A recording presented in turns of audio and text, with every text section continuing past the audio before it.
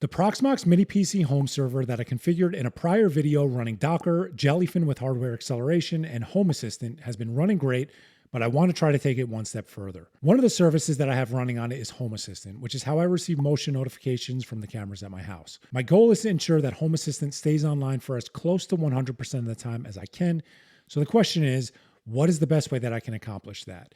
And the route I decided to take is a Proxmox cluster with high availability. There are many different ways that you can configure high availability inside of Proxmox, and depending on your requirements, one option may be better than the other. But for me, the only thing that I really care about is that Home Assistant comes back up within a few minutes if it ever goes down. To accomplish this, I have two additional GMK Nuckbox G3 devices that I'll be using to configure the cluster, and then high availability. I've configured all three of them the same way, and each was configured with their boot disk utilizing ZFS, and I'll explain why a little later in the video. I also have the two containers and one virtual machine that I configured in the prior video. Now, before we get started, it's important for me to explain why exactly we need three total devices for this. When you configure a Proxmox cluster, something called Quorum is very important. The simplest way to understand Quorum is it's basically the total number of votes. If you have two nodes, at most, they can vote against each other. When utilizing high availability, this isn't good enough because you need to have some sort of consensus on which node is actually down. A third node validating which instance is down allows high availability to work properly. Now, you don't need three Proxmox nodes, but you do need three nodes voting. So if you only want to set up two Proxmox nodes, just know that you have to set up a third device like a Raspberry Pi or a separate Linux server to act as the third vote. And it must stay online. As long as you have three total votes, high availability will work properly. If you don't, it's not going to function right. I've written instructions for it that I'll leave in the description if you're interested in doing that. Now that that's out of the way, we're going to configure our Proxmox cluster. Okay, so at this point, I have three instances of Proxmox configured on three separate mini PC devices, and they are all basically the same. The only difference is that on the first, I have the two containers and the virtual machine that I had configured in that first video. That is the only difference at this point. Also, I have this Synology NAS storage that was configured in the first video as well. So what we're going to do is we're going to configure our cluster. Now to do this, you can select really any of the devices. I'm going to do it on the first one. But if you select the data center and then you select cluster, what you can do is create a cluster. So what I'm going to do is give the cluster a name, and then I'm going to select create here. And then what you will see is that our cluster in a second here is going to be finished once you see task OK. So we have our cluster configured. Now what we have to do is we have to configure these other two nodes to basically join that cluster. It's very simple.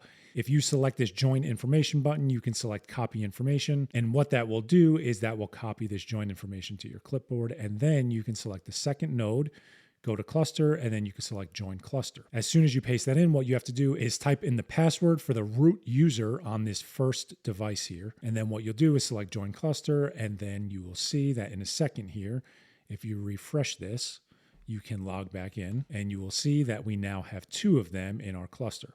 So we will do the exact same thing for the third one. And as soon as you type in that password and join the cluster and it succeeds, as soon as you log back in, what you'll see is that all three nodes are now online and they can be managed from any of these interfaces here. So we're going to go back to the first one. And at this point, our cluster is configured. So technically with a cluster configured, if you really wanted to, you can actually migrate a virtual machine or a container from one node to another. Okay, so that's successfully migrated, and what you'll see is that the container now exists on our second node here. So that's not actually high availability. We will get to that in a second, but that is how you can migrate a virtual machine or a container from one node to another. Okay, so now that the cluster is configured, we can move on to configuring high availability.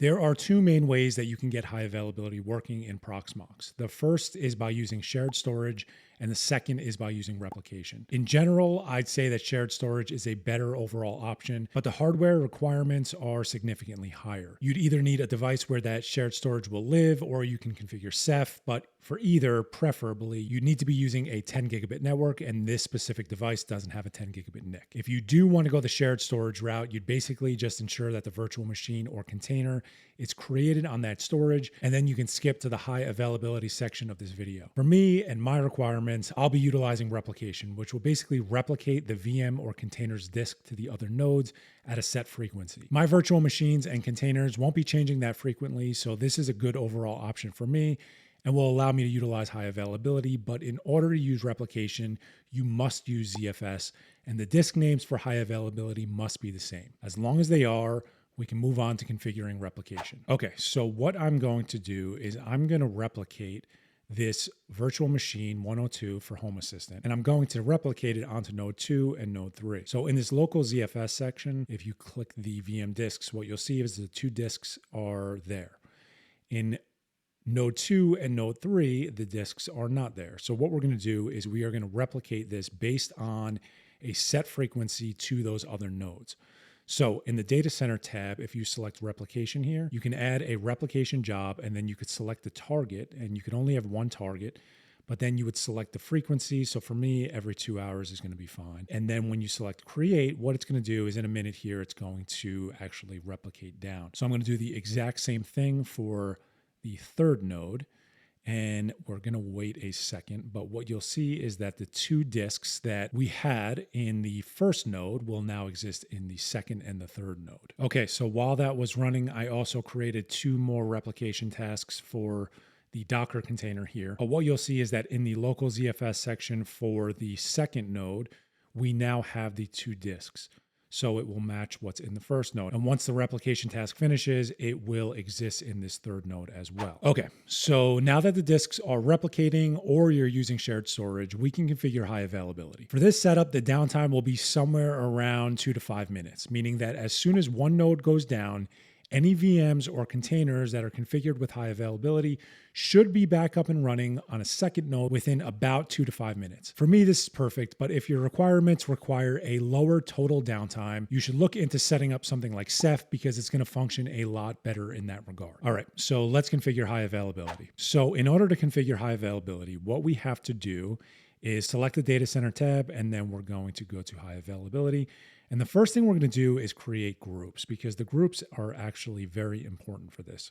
So what I'm going to do is I am going to create a group here, and I'm going to call it all nodes, and I'm going to select all 3 of them here. And I quickly want to talk about these options here. The way that no failback works is that when a node goes offline, it will go based on the priority set here. So I'm going to set this as 3, 2, 1. And the way that it works is the node that has the highest priority that is currently online is the node that will start up that virtual machine or container. So this priority is very important. So using this as an example, if node 2 goes down, what it will do is it will actually start up the virtual machine on node 1 because that's the highest priority. If node 1 and 2 are offline, obviously it would use node 3. But what no failback does is that if a virtual machine exists on node 1 and it goes offline, it will go to node 2. No failback simply means that when node 1 comes back online, the virtual machine will not migrate back to node 1. So ultimately, using this option here, if a virtual machine exists on node 1 and you have no failback disabled,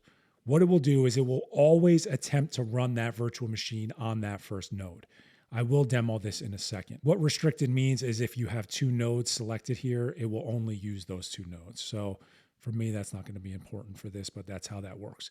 So we're going to demo no failback in a second here, but as soon as you select OK, then this group is created. And what we can do is we can actually configure high availability. So what I want you to see here is that all of these virtual machines and containers are not started right now. So what we're going to do is we're going to select our Home Assistant instance, and then we're going to select the group. And what you'll see here is the request state is started. So as soon as I add this, this is really all you have to do for high availability. As soon as I add this, what you're going to see is this virtual machine here, it's actually going to start up in a second. And there you go. So it just started up and it is now in the boot sequence, and we didn't actually do anything. So what it is the high availability state being started means that it starts up the virtual machine. So at this point, our virtual machine is started. And what I'm going to do is I'm just going to disable the networking for this first instance. And based on this group priority that we have here, as soon as I disable the networking for that first node, it will go and start on node 2 because that is the highest priority of the nodes that we have available. So I just disabled the networking. It's going to take probably about 2 to 5 minutes to actually start back up on that second node, but we will be back in a second here. Okay, so you will now see that that first node is offline. And in a minute or two here, what you're going to see is that the Home Assistant virtual machine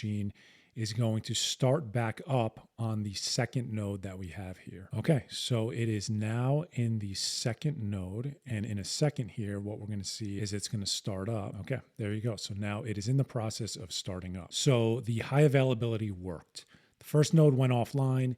It immediately switched over to the second node, and by immediate, I mean a few minutes. It switched over to the second node, and then at that point, it started back up. So what I'm going to do now is I'm actually going to bring the first node back online. Okay, so the first node is back online, but what you will see is that this virtual machine now will not migrate back to that first node. And the reason is because inside of the high availability section here in the group, we have no failback enabled. Let's say that you always wanted it to run on that first node, assuming it was online. All you have to do is make sure that the first node is set as the highest priority, and you might have to create different groups based on all of your different virtual machines and containers.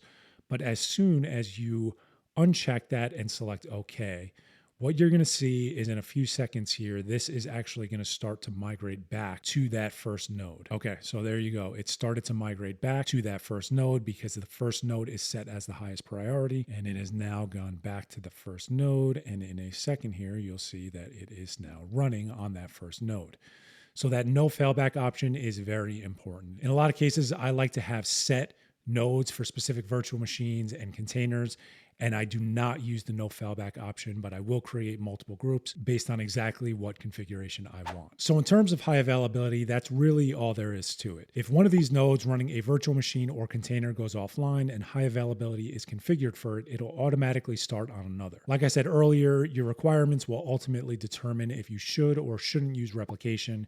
But for me, this is perfect. I'm hoping this video helped you out. Thank you for watching. I'll see you guys next time.